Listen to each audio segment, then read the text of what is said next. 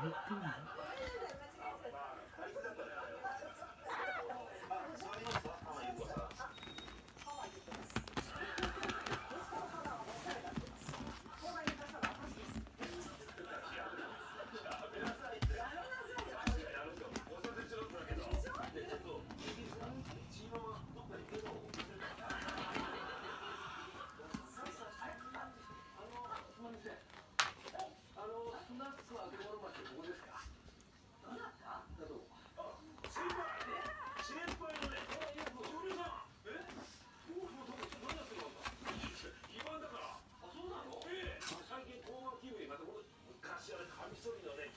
刑事だったんですよ。映画で夏酔っ払ってくるで所長でぶん投げちゃったんですよ。そういうこと。どんなことでしたっけ？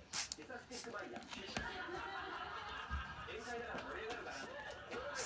またね。制服戻っちゃった。そうなのよ。戻っちゃって。まさにオイルショック。オイルショック。あれ、どっちか。俺にと自分でしちゃってあぶりしかな。いや違うんですよ。実はね。